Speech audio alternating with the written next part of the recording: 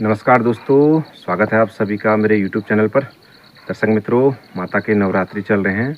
आप सभी दर्शक मित्रों को माता के नवरात्रि की बहुत बहुत हार्दिक शुभकामनाएं। गांव पहाड़ की दिनचर्या में हम आपको दिखाते हैं गांव में चल रहा है असोज का काम। कई लोग घास काटने में व्यस्त हैं, कई लोग मडुआ लगाने में व्यस्त हैं, तो कई लोग जो हैं अन्य कुछ और कामों में व्यस्त हैं। तो आपको दिखाते हैं असोज की कैसी मारामारी हो रही है गाँव में। तो सबसे पहले हम दिखाते हैं आपको असोज में जो माहौल है, घास काटने का जो सीन है कैसा है। घास काटने के लिए महिलाएं जो हैं पहले दराती को तेज़ करती हैं, उसमें धार लगाती हैं। तो गांव में कैसे पत्थर में जो है दराती को घिसकर धार लगाई जाती है, पहले वो सीन से हम शुरुआत करेंगे। ये देखिए, पत्थर में दराती को घिसा जा रहा है और पत्थर में घिसने से उसकी धार तेज़ हो जाती है। ये है पहाड़ों पर स्पेशल ट्रिक जो कई हथियारों में जो है धार लगाने के काम आती है। चाकू, कुल्हाड़ी, दराती। ये है वो दराती जिसमें अभी धार लगाई गई थी और अब धार लगाने के बाद ये बहुत तेज़ हो चुकी है और अब इससे घास काटने में बहुत आसानी होगी, जल्दी घास कट जाएगी। और ये है वो खेत जो अब बंजर हो चुका है, इसमें घास ही घास हो रही है। इसमें काट रही हैं महिलाएं घास। कुछ घास यहाँ किनारे पर काट चुके हों। और यहाँ आज लाइफ में पहली बार मैंने भी थोड़ी घास काटी है। यहाँ पर हमारे गुलजू का मंदिर, तो मंदिर होने की वजह से थोड़ा मेहनत मैंने भी की घास काटने में। धूप बहुत तेज़ है और बहुत तेज़ धूप होने से जो है घास काटने में परेशानी भी हो रही है, क्योंकि धूप लग रही है, पसीना भी आ रहा है काम करते वक्त। ये सारे खेत की घास कट चुकी है। काटी घास को इस तरह सुखाया जाएगा 2-3 दिन, फिर इसको जो है घर ले जाया जाएगा और इस घास का लूटा लगाकर इससे गाय बच्चियों के लिए रखा जाएगा और गाय बच्चियाँ इसे ऑफ सीजन में खाएंगी। और यहाँ पर है हमारे गुल देवता, नरसिंह देवता, माता रानी का थान। जय हो गुल देवता की जय हो, नरसिंह देवता की जय हो, माता रानी की जय हो। सूखी हुई घास को खेतों से गट्ठर लगाकर इस तरह घर लाया जाता है। जब बहुत सारी घास यहाँ पर इकट्ठी हो जाएगी तो इसके लूटे में, जो पहाड़ में हम कहते हैं, इसका जो ढेर होता है सूखी घास का लूटा लगाया जाएगा।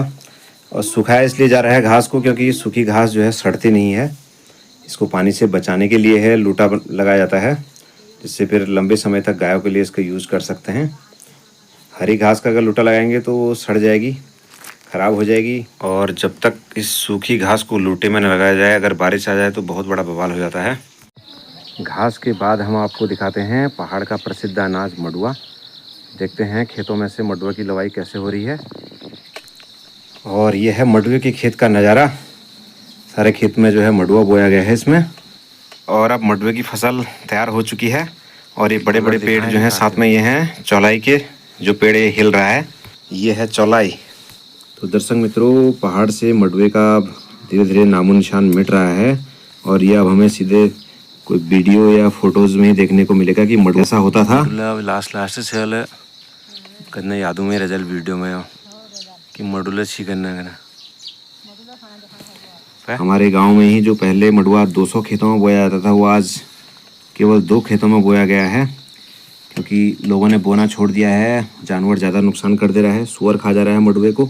और ये है मडुए की बाली कहेंगे हम, जिसमें बहुत सारे दाने लगे होते हैं। इनसे इसका बीज भी बनता है और इन्हीं दानों को जो अलग करके फिर इसको पीसा जाता है चक्की में, तो इसका आटा बनाया जाता है।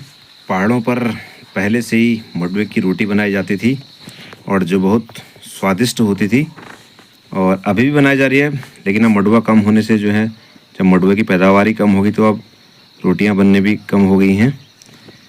और अब इसके बिस्किट भी बनाए जा रहे हैं मडुए के, क्योंकि ये शुगर के पेशेंट के लिए बहुत फ़ायदेमंद तो होता है। पिछले कुछ दिनों में जो भारी बारिश हुई थी, उससे मडुए के पेड़ धराशायी हो गए थे, ज़मीन में मिल गए थे बिल्कुल। तो इससे जो है फिर कई पेड़ों को एक साथ झुंड में बांध कर खड़ा किया गया है। कई पेड़ों का एक साथ झुंड जैसा आपको दिखाई दे रहा होगा इसमें।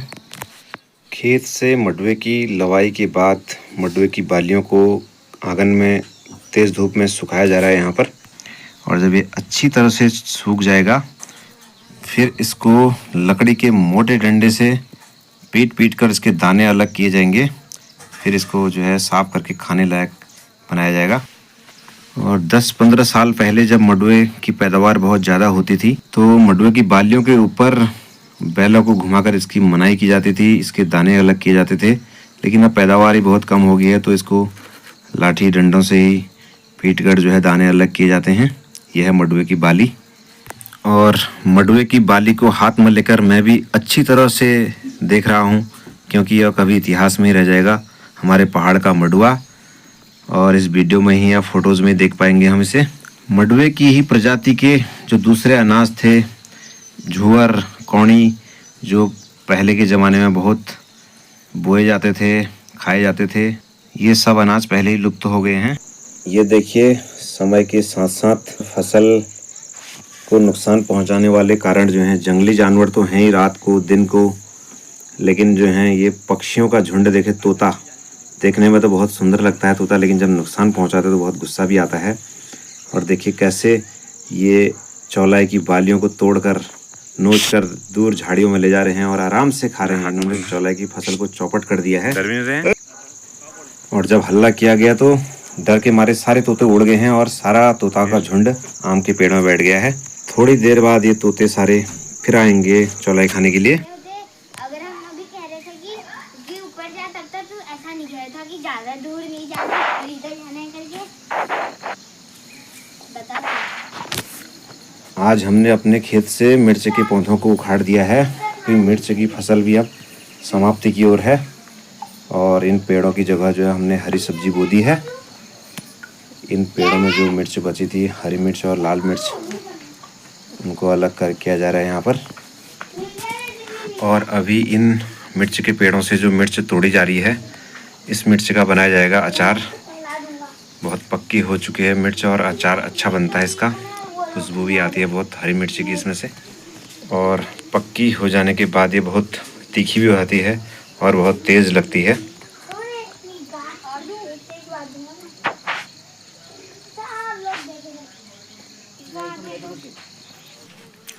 और यहाँ छत पर तिल के पेड़ों से तिल के दाने अलग करने का काम हो रहा है।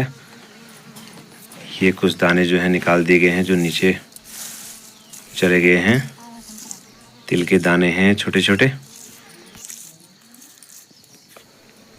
तिल के पेड़ों को पकड़कर जो है उल्टा किया जाता है, फिर इनमें जो है डंडे से हिलाकर, इनको डंडा मारकर इनमें तिल के दाने जो हैं नीचे गिराए जाते हैं।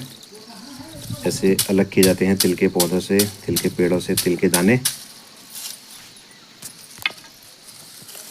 और ये सब अनाज बटोरने का काम असोज के महीने में होता है। ये हैं जो तिल के दाने निकाले हैं, परात में सुखाने के लिए रख दिए गए हैं।